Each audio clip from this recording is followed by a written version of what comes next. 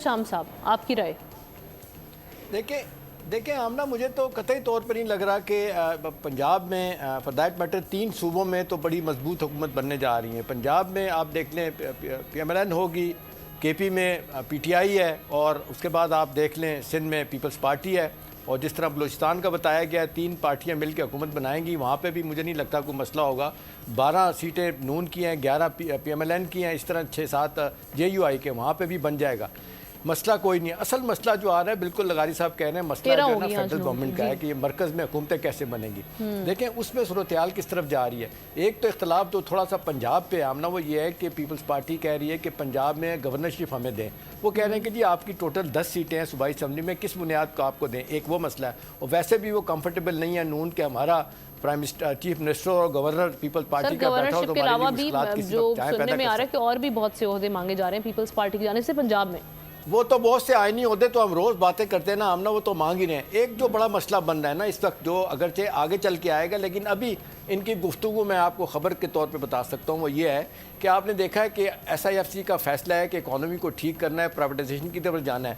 नून ने अपने किसको कहना चाहिए मैनिफेस्टो में लिख दिया था। पीपल्स पार्टी जो है ना वो सख्त एतराज़ कर रही है। वो कहते हैं जी सवाल ही नहीं पैदा होता कि PIA को, स्टील मिल को आप जो है ना वो इसकी निजकारी करेंगे। इस पर बड़ा इख्तलाफ है, जबकि कहने वाले कह रहे हैं कि जी सबको पता है, IMF ने बड़ा वाज़े तौर पर कह दिया है कि जी ये 1100 अरब की आपकी हेमरेजिंग हो रही है, ब्लीडिंग हो रही है स्टेट कॉरपोरेशन की, इसको रोकें।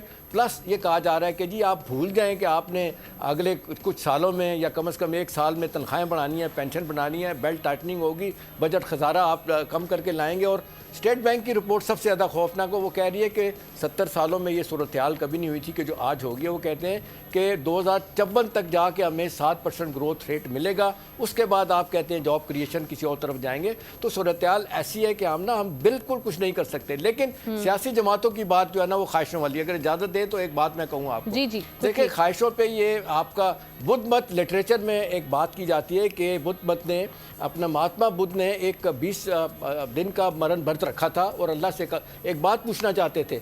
अल्टीमेटली कुदरत ने पूछा कि भाई क्या मर्द बंद रख लिया, क्या बात है, पूछे। उन्होंने कहा कि इंसान इतना दुखी क्यों आज। अल्लाह की तरफ से जवाब आया, कुदरत की तरफ से ख्वाहिशें। वो कहते हैं उसी वक्त एक लंबी सांस ली महात्मा बुद्ध ने और मरण व्रत तोड़ दिया। और हर आने वालों को ये कहते थे कि जो कहता था मैं दुखी हूँ, उसको कहते थे ये 10 मन की गठरी जो तुमने रखे सर पे रखी उसको उतारो।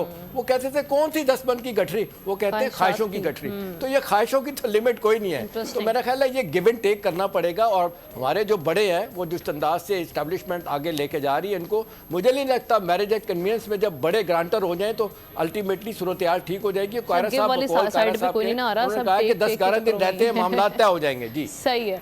चलें जी, जिस तरह से हमारे साथ तमाम पैनलिस्ट अभी बात करें पंजाब की सूरत-ए-हाल के साथ साथ हम बलूचिस्तान की भी बात करें कि वहाँ पर भी कुछ मिला जुला सा रुझान देखने में आएगा हुकूमत साजी के मुतालिक। आइंदा हुकूमत और वज़ीर आला किस जमात का होगा बलूचिस्तान में, इस हवाले से नून लीग और पीपल्स पार्टी के दरमियान मामला तय पाने की खबरें भी गर्दिश कर रही हैं, जबकि बाप पार्टी की हुकूमत में होने की भी इत्तलात हैं। मगर सब्सक्राइब करें और बेल दबाएं ताकि कोई खबर रह न जाए।